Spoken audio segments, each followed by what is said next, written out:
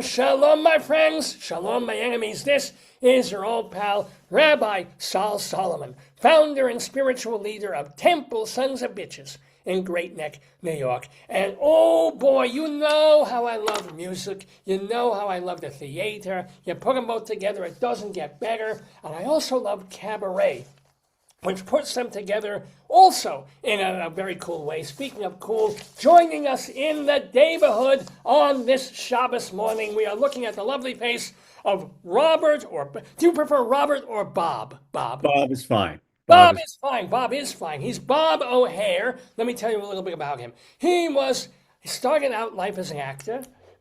Man, oh boy, even though he's not Jewish, he became a lawyer for many, many years. And then he turned to cabaret. He even is a MAC nominee, the Manhattan Association of Cabarets and Clubs. He's done tributes to lyricist Leslie Bricusse, and now he's doing his, wait, is Bricusse the composer or the lyricist? Thing I never remember. He did both. He did both. Good, I was Both. half right and half wrong. So there. That's What right. else? A review from Broadway World about Bob's show is, quote, I got the feeling that every song on the bill was there because Robert O'Hare loves the song and he loves singing it. And one of our friends in the neighborhood, another cabaret artist and director, Jeff HARE, said, quote, Bob O'Hare's voice is an open-throated, open-hearted baritone. He illuminates the lyrics with the wisdom and wink of a great storyteller. So, tell us some great stories. Welcome to the neighborhood. Shalom to you, Bob O'Hare. How are you? I'm all right. I'm all right. How are you doing? Hey, you know, the usual. You don't want to know. When I sing, phlegm flies out of my throat and goes into the next county. It's horrible. But when you were an actor back in the day, were you a singing actor or just what kind of roles were you going for? Yeah, I always did in college and in summer stock. I always did a lot of musicals as well as non-musical roles. I guess I started out doing both Anthony Newley, Leslie Bricusse shows, Stop the World, The Roar of the Grease Paint. I did Rutledge in 1776, which is the big song "Molasses to Rum to Slaves" from the show. I've done a whole series of musicals and over the years. So I was always interested in that. And So let me. These are major musicals. You didn't do them in New York. You did them where Straw Hats. no, I started in college, doing them in college. I did summer stock. I did do a soap opera, a few appearances on a soap opera, Another World, way back when. And then I decided that I wanted to pay the rent on a regular basis, shall we say. Eh. So I went to law school and I became a lawyer, and I'm actually still a lawyer. Oh, I practice for Johnson and Johnson here in New Jersey. Uh, whoa. and so I'm still doing that. And that still pays the bills. I'm sure it does. So what kind of law? Is it contract law? Is it torts or traces? Well, initially, when I started out years ago in law firms in the city, I did litigation. Now I do contracts. I write and develop contracts for capital equipment and IT systems and analytical systems and things like that. So, yeah, There's a reason I don't well, work for J&J, and it's not just because I never wear baby powder. But let me ask you then, also, were you a showy child? Were you a child that was always trying to get up on the table and, no, Mama, I'm here? no. I always liked music. I always liked songs and things like that, but not really. When I was in high school, I was in the chorus of a few productions and stuff like that. And then when I went to college, I just decided I was going to try out for the Drama Society, and that's what I did. But I've never been. I mean, I know some folks have friends who are in various entertainment things, and they're the kind of people that are always on, if you know what I mean. I'm No not. idea what that means. Okay. That's not me. That's just not me. But I can, when I want to, I can get up and I can sing and I can entertain and I can act. And then when I get off the stage, I don't. Let's put it that Fair way. enough. Yeah. So let me ask you though, when you gave it up when you were even you did a soap opera, as you said, you did the itinerant tough life of Yeah, a person who's doing regional and Stratton community and local theater like that, and you put on your lawyer cloak. Did you right. give up the arts completely, I except as a did. spectator? I will tell you, going first, when I first got out of college, I was still doing acting. I was teaching. I became a vice principal at a small Catholic high school down near the Holland Tunnel in Jersey City, which the school is now gone. It's been sold for condos. But that's when I decided I needed to go to law school. So I took my wife was kind enough to agree, and my parents helped, and I went to law school for 3 years. So I didn't do any entertaining or anything during the 3 years. And then when I got out, I really didn't do anything as develop as a lawyer, and especially if you're practicing litigation as I was initially for a big New York law firm, your time is not your own. So I really did not do anything um, for 25 years. And then a friend of mine who we had acted together in college lived nearby me here in New Jersey, and she mentioned that a local group was doing a production of Sondheim's Follies, and she said, "You really should. I'd really like to see you audition." So I did, and I got one of the two male leads, the part of Buddy, and that sort of started me back. But I realized at that point I was not working for a law firm. I was in-house. I was working as an in-house lawyer. But your time is still difficult. So I decided that instead of trying to do various theater productions, I would do cabaret. So I got a hold of a friend of mine who had been a musical director in college for me, who was now running one of the it was called Singers Forum. It was one of the major vocal academies in the city, if you will. And I started taking lessons with Philip again. And ultimately, that's when I decided I was going to do cabaret shows because what you have obviously you're working with a music director. I don't play the piano, so I cannot accompany myself. But your schedule is a lot different because you're not tied to the cast of a play where you don't want to hold other people up because you can't be there on X night or Y night. So that's and I guess that would be we're talking probably 2005 or 6, and that's when I started doing cabaret shows. Wow. Well, let me ask you, when you decide to do, and you're working with this musical director, is he tailoring the piano to your accompaniment, or is it just a regular fake book thing? How long does it take to put together, like we're doing 15 songs, whatever it is, and Hey, well, for me, because I'm still working full time, or I still work full time, and I don't live in New York City. Now, my musical director, Tom Nelson, lives in the city. My director, Eric Michael Gillette, also lives in the city. It takes me probably close to a year to put a show together between getting the idea, sitting down with them, particularly with Eric Michael, deciding is it a good idea? Is it a lousy idea? And then if we think it's a good idea, going through the catalog. I mean, obviously, I would know some of the songs, or I wouldn't have said, let's do Artist X. But it takes time to put it all together and then to start actually working on the songs and have things, as you say, sort of tailored to your voice.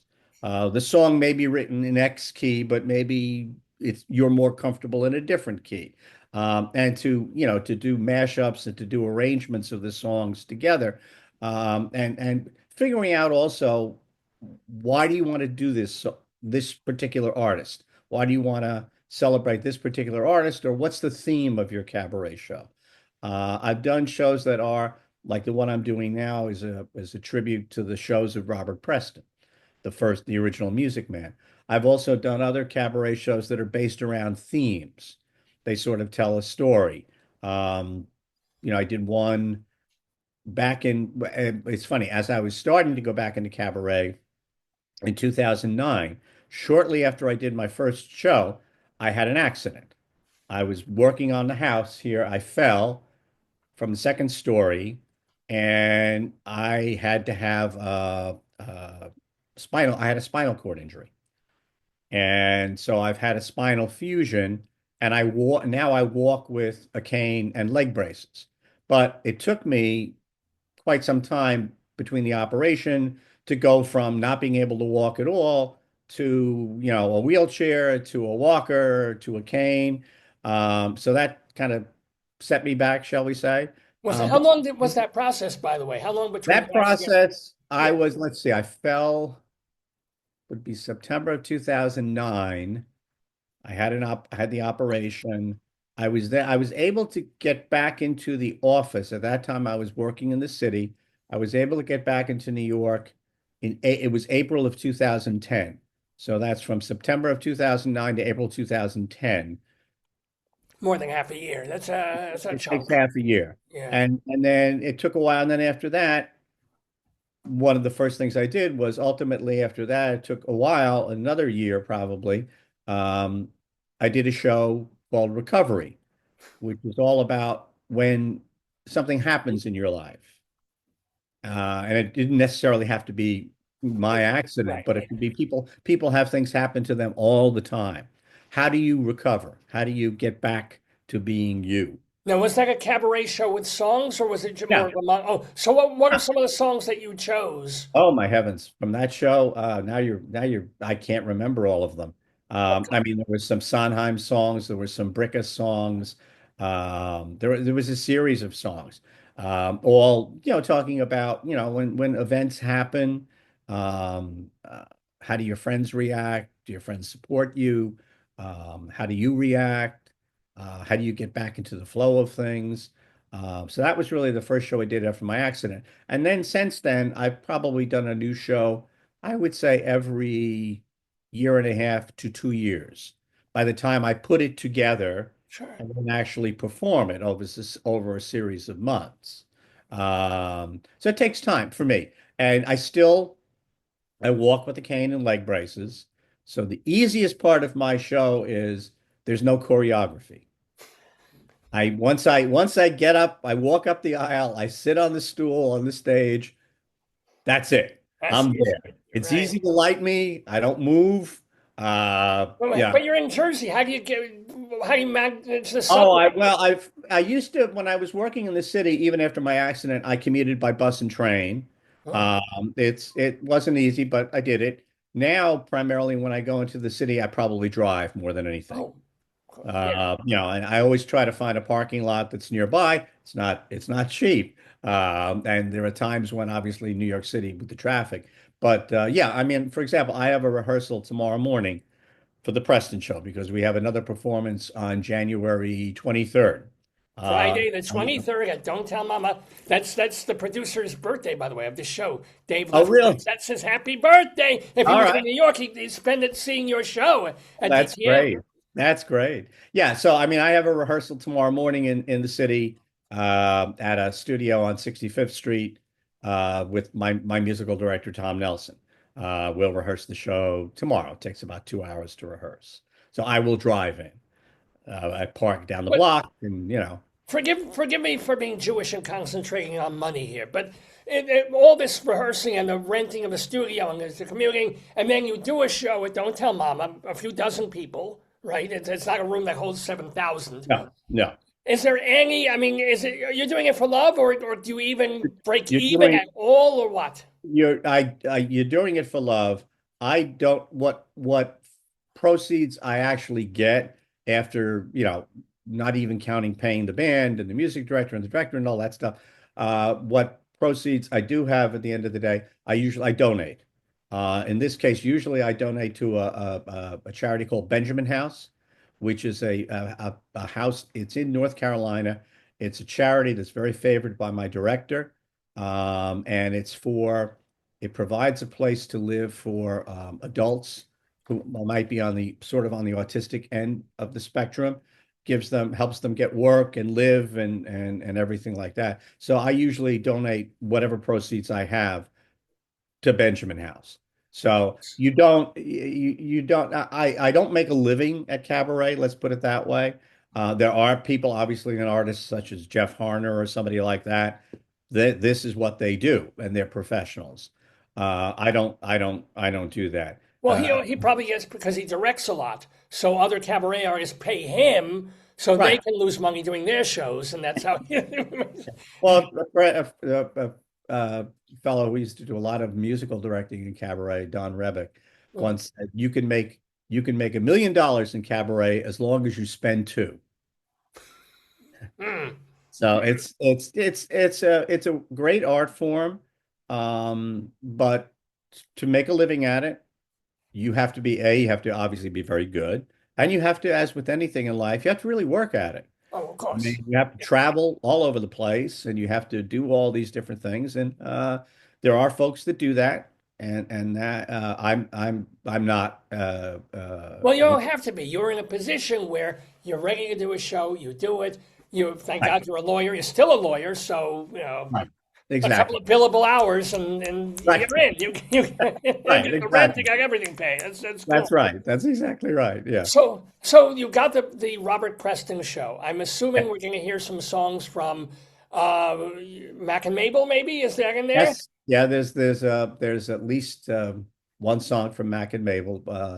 I won't send roses. Of course. Yeah. There are, of course, songs from the Music Man. You Got Trouble, Light a Rose. I forget what other one. Um, those are from the Music Man. We also have a number of songs from I Do, which was a big Oh, hit for right. him. A song from Victor Victoria, the film that he did with Blake Edwards. And we also have, and this is the title of the show is called We Take the Town. And we also do some songs from shows that were not successful for him because he did a lot of those. Uh, excuse me, I'm just going to sneeze here.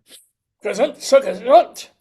Right. We do a couple of songs from We Take the Town, which was a show that I guess it was after The Music Man was a hit, and it was a musical about Pancho Villa. Sure. Played Why he not? he Yeah. played Pancho Villa, and it was he got great reviews. He swore people would talk to him years later. That was his. He said, "Music Man notwithstanding, that was his best performance." But Oh. the show never got to New York. It closed. It was either Philadelphia or New Haven. One of the songs we do from the show is a song called "How Does the Wine Taste," which was actually plucked from obscurity, if you will. Plucked. Good Um, word. Yeah. excuse me. So gesund. Excuse me. Sorry. Yeah, It sure. was plucked from obscurity by a young Barbara Streisand. Barbara Streisand was up for consideration for the female lead in the show. She didn't get it, but she remembered the song and she put the song on her first LP, My Name is Barbara.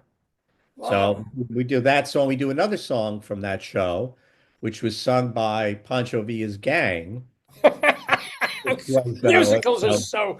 and Stephen Sondheim saw the show out of town and he wrote to the composers and he asked, could you send me a copy of this song? It's called Silverware. And he later included that song in a list.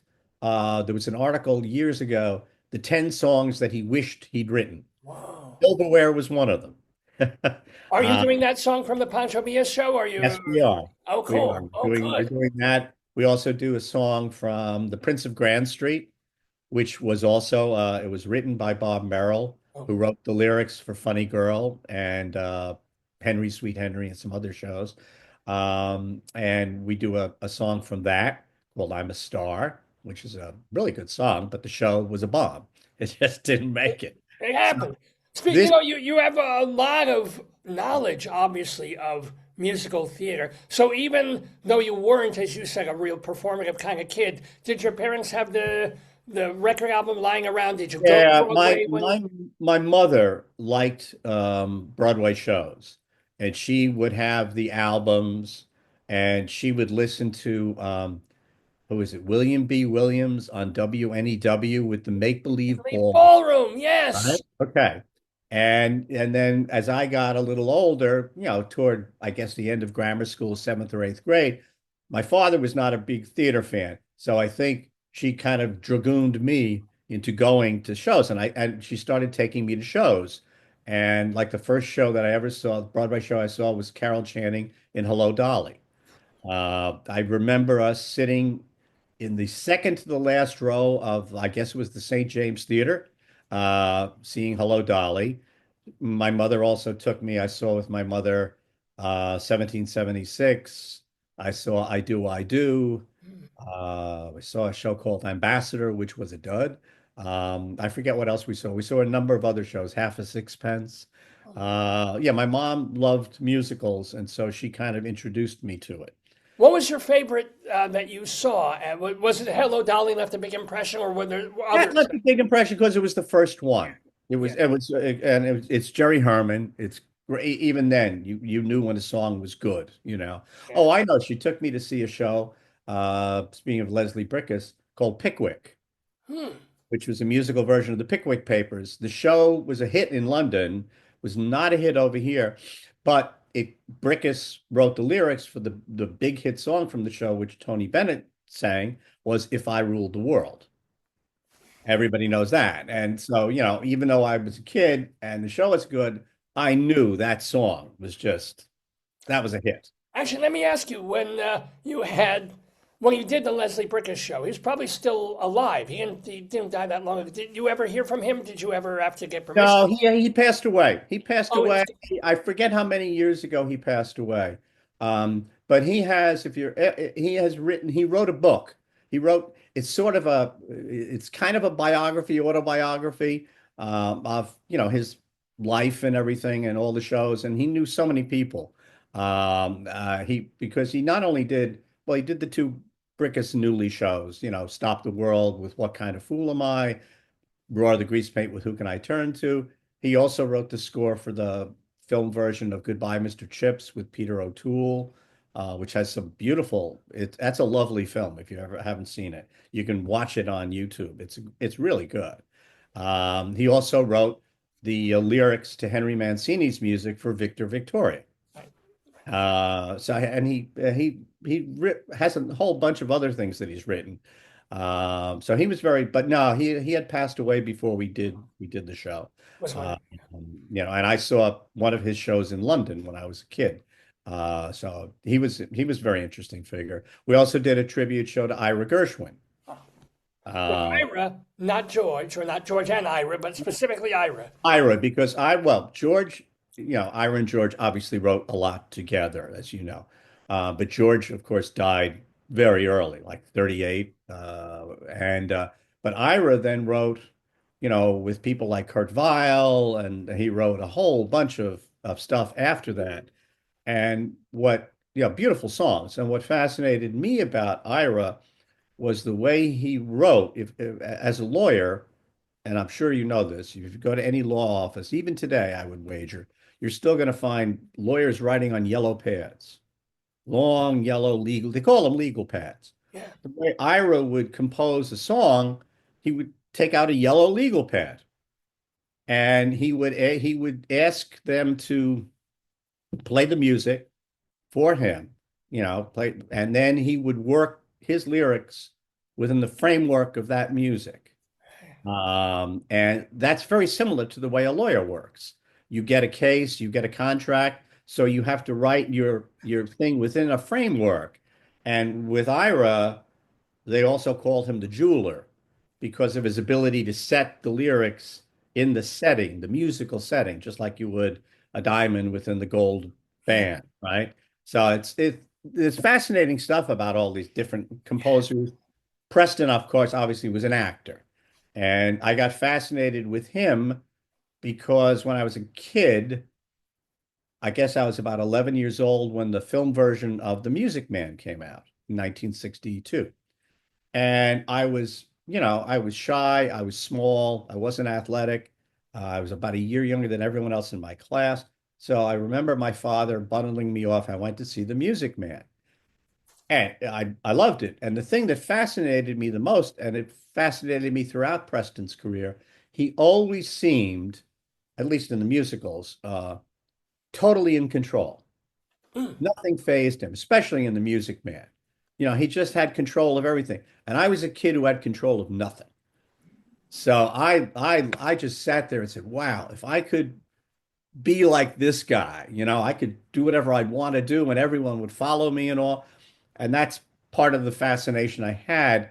And he kind of had that aura throughout his career. If you see him, And and I when do. you're on stage, do you feel like that? Do you have that moment when the spotlight hits and the crowd's looking at you and you are, even if you're not in the Robert Preston show, whenever you're doing a Yeah, cabaret? I think there comes a point, and I can't speak for every singer or artist. I think there comes a point where once you've rehearsed the show and really got it under your belt, so to speak, and you're performing it, there's just a point where, especially in cabaret, because it is such an intimate medium, where even though the lights, you can kind of see people. Yeah, I mean, you can see them. You can't necessarily see every face, but you can see them. You just get a sense, hey, I'm in control. This is going well. They're with me.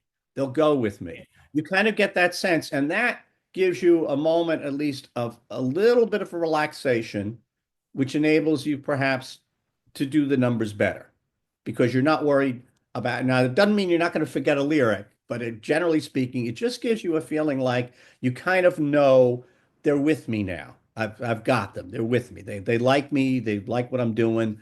And yeah, you get that feeling, I think, and that helps.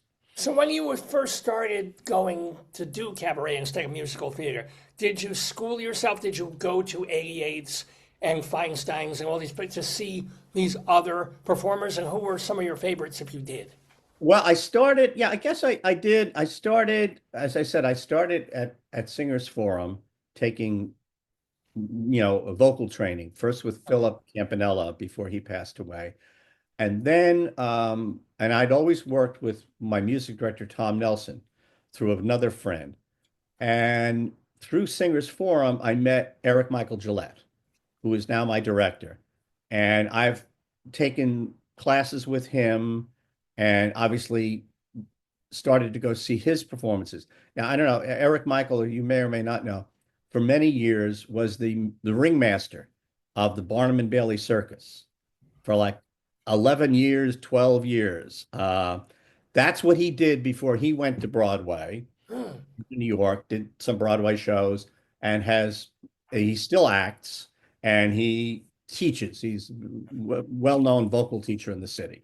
So I would go see some of his shows, and I would help me understand what really goes into it.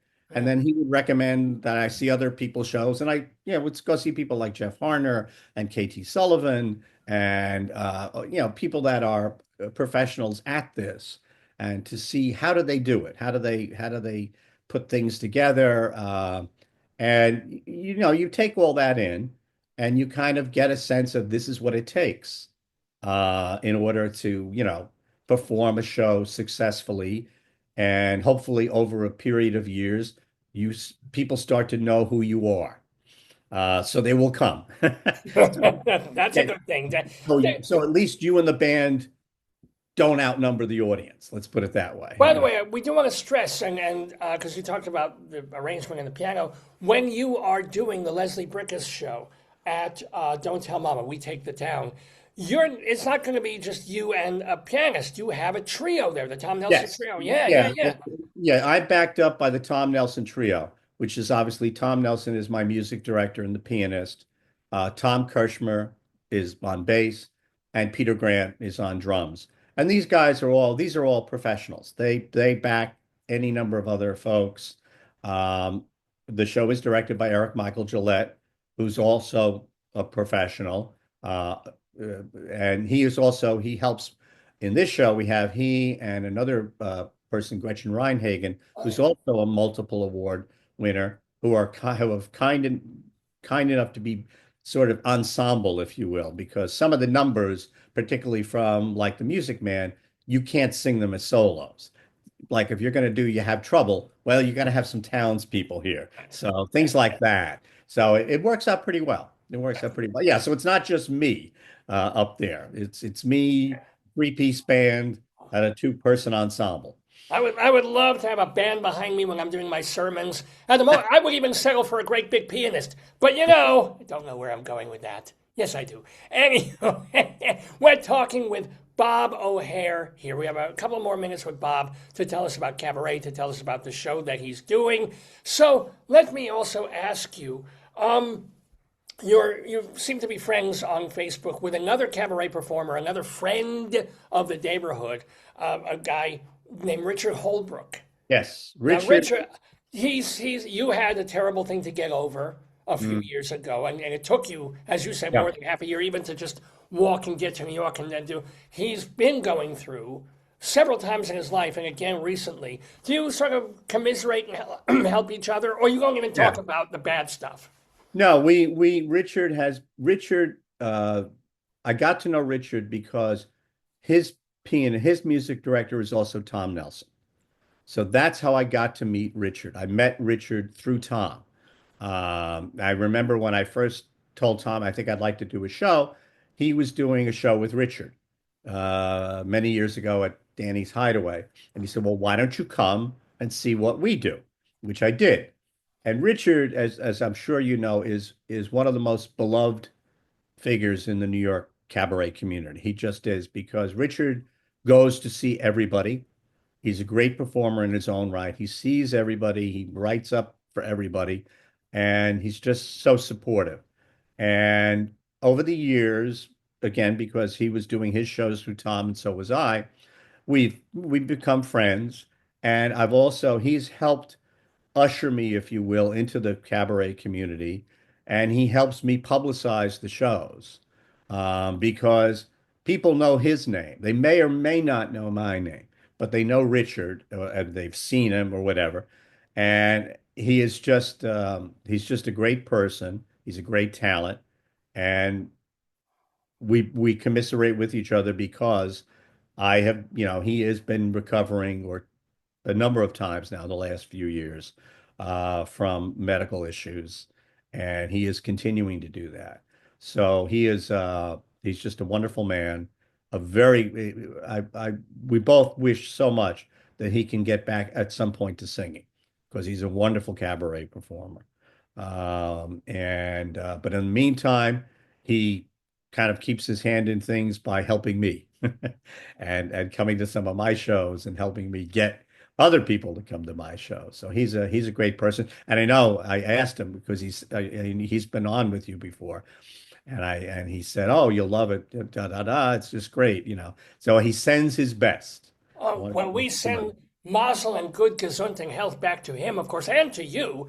Let Thank me you. ask, do you go see, because a lot of you're doing a Robert Preston, Tribute Leslie Bricusse, which are not so recent anymore in Mm. terms of content. Do you go to modern Broadway shows and musicals, listen to them? Do you hear any songs that you pluck the way Sondheim did when he was? I haven't. I have been to, I mean, I've seen Hamilton, and we went to see the Lincoln Center production of Ragtime last week. There are other shows I've seen. Uh, I haven't really plucked anything from those scores yet. Uh, but I mean, I still go to the theater a lot. Cool. Um, I just haven't found anything in those particular scores that would suit me. And the other thing with cabaret too, you have to. I know whenever I sit down with Eric Michael about, well, we're going to do a show, he will always ask me, well, why do you want to do that? Why do you want to sing that song, that artist?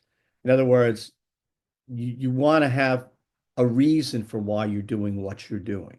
What's the link? Why? Because there's lots of wonderful songs out there. And you could just do that. You could say, well, I'm just going to sing songs I love. People do that all the time, particularly if you're a professional and you're well known. If you're, say, Marilyn May, that's fine. But for someone like me, I think you have to establish a reason. Well, why are you doing it? Now, I've told you the reason, Yeah. Robert Preston. Bricusse was an artist, newly, that I started out with as a young performer, and that made sense to me. Ira Gershwin at first, no, but then as I got into the exploration of the way he worked, it made sense to me. He was also a fairly shy person, which also made sense to me. And So this now leads to the next question, where it's like your head's in the Preston show now, obviously, but is something percolating in terms of your I next? think I think about it. I haven't centered on anything yet because I've been so busy, the combination of the show and work and life. But I will once we finish. Probably this upcoming performance will be the last performance of the Preston show for a while, Hmm. unless somebody asks me to bring it somewhere, and we'll see. Then I will start to focus a little more on thinking, well, what else intrigues me? What else would I like to do? Do I want to do another tribute show where you focus on a particular artist or a team of composers? Do I want to do a theme show where you decide you want to sort of make a couple of statements or have a theme and then you fit the songs in to fit your theme? I really don't know. I haven't really decided that yet. That'll come in the next few months once I kind of get through the Preston show and work and things like that and home. So it's but we'll see. But yeah, I always try to come up with I know I did one show a few years ago.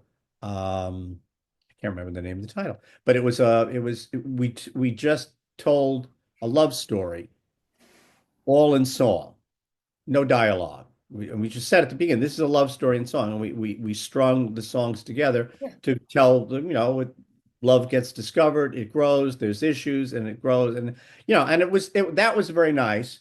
But I found that audiences in cabaret in particular like to hear you not just sing, they like to hear you tell stories. Mm. They really do. Yeah, I've had people come to see my show who are not, that familiar with cabaret. And a friend of mine came and saw the Leslie Bricusse show. And then I said, well, I'm doing this thing now on Robert Preston. And he said, oh, that's good. He said, but are you also going to tell like the stories like you told about Bricusse and the songs? I said, yeah. He said, oh, 'cause he said, I really liked that. I mean, not more than the singing, but Right, he but liked it's a that. balance. It's The yeah. balance, yeah, and that's where you also, without getting terribly personal, you can kind of because you do have to tie cabaret again is so intimate. Um, People like to understand, well, why are you doing this? Why this artist? What's your what's the reason for that? So it gives you an opportunity to do that. And I think once people hear that, that helps because it brings you to them. They know a little more about you.